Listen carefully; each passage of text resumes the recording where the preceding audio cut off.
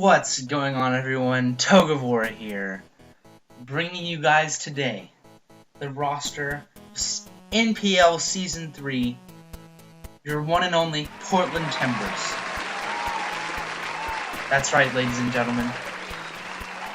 Now this year, a few changes have been made to the league, in which I will be talking about, and although the screen may be blank now, there will be graphics and stuff, boom, boom, boom, appearing as we go on. First of which, I want to talk about a couple of management changes. The leadership has changed at the NPL. Sadly, Kyle, aka K2, a good friend of mine, will no longer be the commissioner or a coach of the NPL. He's moving on to other things. However, now our very own Jolt from the Token Minorities, coach of the Toronto Star Raptors, will be the commissioner of the NPL, which is both sad and exciting. But yeah, this season is going to be looking like lots of fun regardless. So aside from a bunch of small rule changes that you guys don't necessarily need to know about, the biggest thing is the Pokemon bannings. There was a few Pokemon that were they were voted on to be brought down into play, essentially. Those being Aegislash was voted on, but we decided to keep it banned. That may have been the only one. However, multiple things were attempted to be banned. There was a vote on Mega Charizard X, however it will stay on the league after a large majority voted to keep it. And then there were 2 votes on things that did in fact get banned, that being Protein Greninja. However, Torrent Greninja is still legal. And also Landorus Eye, or now Bandorus Eye, is no longer with us. RIP Michael's dreams. Anyway, so yeah, that's cool. And then also because we had a large coach turnover this season, we had a large coach turnover, and that's why there is a new draft. That took a while to say, that was awkward. Anyway, so each team, we have 12 teams, including our new expander teams, who I won't mention now. We have 4 new teams. Well, like 4, I don't know, it's complicated. Anyway, those being Michael, aka Lando Bandit, taking over the Green Bay Palkias because he likes the logo. He's lame like that. And then, so he's a new coach of an old franchise. Then we have 3 new franchises. We have the San Antonio Swamperts, coached by Dallas Boy 1992. We have the Oakland Rosa Raiders, coached by Richard Horizon, and the Seattle Cedras, coached by Golden. Links to their channels will be in the description below, as you should definitely go check them out to keep up with all the NPL content. Also in the description below, before I forget, will be the link to the official NPL channel, which I will be helping out managing and getting some videos up. Possibly the rules change announcement video and coaches. But anyway, now that we've got all of the boring stuff out of the way, I know all of you guys have been waiting for is my roster, and I'll be telling you that right now. Yeah, so for our draft, well, this year in the NPL, something I forgot to mention before as far as rule changes go, we decided to draft the Megas first, because there was problems in past years with someone building their team around to complement a certain Mega, and then that Mega getting picked, which caused for a lot of things. So we just thought it'd be easier if you picked your Mega first. And just so you guys are all clear, this is still on a similar contract system as before, with no salary cap like a lot of the other leagues are doing. However, we also instituted a new thing called the franchise pick, which is the first pick after your Mega Draft. And that mon is just like a normal 3-year contract, except after the 3-year contract, if the league is still going, you get to keep it for as long as you want. So, going right into our draft, we had the 4th position in the draft, which means we're drafting our Mega 4th. And right away, we got sniped. I really wanted to get Mega Lopunny. But now, I'm kind of happy about this change, because we get our Lord and Savior, Dick Pinch, the Mega Pinsir. That's right, ladies and gentlemen, we have Mega Pinsir, the number 1 rated Pokemon in all of GBA League history. It has not seen the field in NPL play. However, I do believe that it will be a monster and an MVP candidate, as all of you guys should definitely know. Pinsir has the powerful Aerialate ability, lending its normal moves such as Return, Double Edge, and Thrash to become powerful flying-type stabs coming off a base 155 attack, as well as Killer Priority and Quick Attack, and boosting moves such as Swords Dance, as well as coverage to round it out like Knockoff, Earthquake, and Stone Edge. Mega Pinsir's looking like a powerful offensive choice, and I honestly quite believe will be this season's MVP. Now next, right away, to complement our powerful, physically, wall-breaking monster, we have last year's MVP, Chimchar the Infernape. He is going to be coming to us in Portland after, being a little depressed about his departure from Detroit after losing in the playoffs in Season 2. However, that won't happen this year. Chimchar is going to take us to a championship. Chimchar is an amazing mon in the GBA format. It has fantastic speed at base 108, great mixed offenses, both at 104, and the ability to run. It learns so many moves. I'm not going to name them. And it also gets priority on both sides and setup moves on both sides, making it a very potent physical and special sweeper to kind of clean up the game. Next, I knew right away after I drafted Mega Pinsir, Rocks. Rock's the best move in the game, and Mega Pinsir is hugely crippled by them.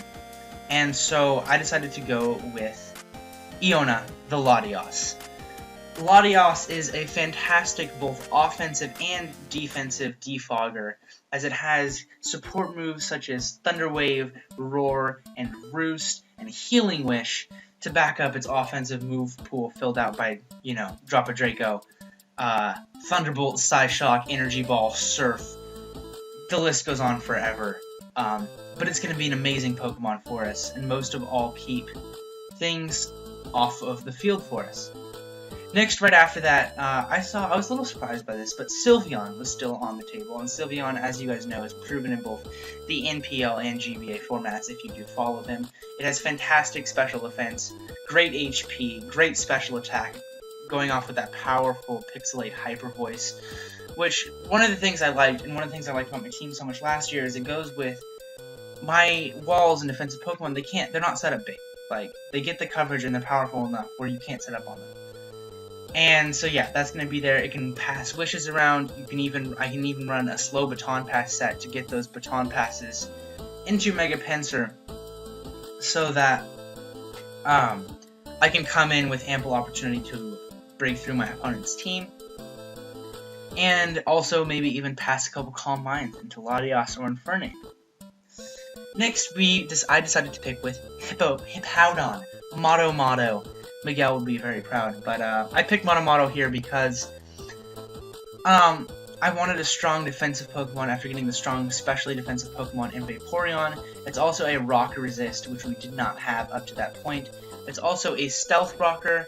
It also stops people from setting up with Whirlwind, and it also goes along with the trend. It has a nice 108 base attack, I believe, meaning, again, not setup bait. It also has great coverage to ensure that it can kill niche Pokemon. For instance, like if I was facing a Scizor, it gets Fire Fang, can beat that down. Next, with our first of the 2-year contracts, we grabbed Amoonguss. Now, Amoonguss is a fantastic Pokemon for a variety of reasons. It has a sufficient move pool for what it needs. It has Spore to put things to sleep. It has Clear Smog. Again, we don't want people setting up on us. If you notice, of our defensive Mons, 3 out of 4 of them, being Latios, Hippowdon, and Amoonguss, all have ways of stopping setup. And so yeah, and it's very bulky Pokemon on both sides. It has the amazing Regenerator ability, and in my opinion, in this format, Regenerator is one of the best abilities, as it makes it so you don't have to waste that turn going for a recovery move. You can just switch right out, and that way, if you like, it can be used as a great pivot in the game, because you can switch on something, stop it, and then just switch right out, predicting their switch and gaining yourself a lot of momentum. And then next, our second 2-year pick was Slowking. Now, the reason I picked Slowking is obviously Slowbro is already taken. I do believe Slowbro is better. But Slowking has, again, it's not setup bait. It's not setup fodder. It has Dragon Tail to take things out, and it also just has a ton of coverage moves as well as Regenerator again, and it also has just great moves. Obviously Scald and Psyshock, but Fire Blast, Ice Beam. Those are great things so that a lot of Pokemon, and I just think it's great in this format because it really stops a lot of Pokemon that would heal. In standard play, you can bring in something like a Ferrothorn on a Slowking, but here we can just load them back with Fire Blast. And then, rounding out our 2-year deals, the return of the monster, my favorite Pokemon itself, Arcanine. Now, Arcanine, we did have a fire type before, however, it is a very frail offensive fire type, and I do believe that a defensive fire type does very well in the format as it stops massive threats such as Victini and Mega Altaria, just to name a couple, from just annihilating teams. It can also go offensive and has a high attack, and Roar. This continues with the theme of our walls. We won't allow people to set up on us, and we won't allow, because we can just either phase them out or hit them hard enough where it's impossible for them to. And then here is our 1-year picks. This is some more just support stuff to fill in the gaps in our team. So our first 1-year contract, I decided to go with Zoroark. Now the reason that I like Zoroark so much is because it, on our team, pairs really well with multiple Pokemon. So if rocks aren't on our field, and with Latios and a later pick, which I'll get to, we should be able to ensure that rocks just aren't on our field. That should never be a problem. It's gonna be better for us most of the time if there's no rocks up. Obviously it's great if there's rocks on their field, but it's better to keep them off both people's fields. And so Zoroark could come in as a Mega Pinsir, and it can lure in their Steel type or Rock type, and then knock it out with a Low Kick or Flamethrower respectively. It can also pair well with Infernape, as Dark and Fighting are very good offensive types. And just using them together in kind of tandem as fast physical / special sweepers to clean up teams is very powerful, and it also has Trick to trick things, and it's just, I feel like it can be really great in this format as it can just disguise itself and completely wreck someone's day. Next, I picked Crobat. And the reason Alaba, the Crobat, you watch Shoddy's videos, shout out to Shoddy.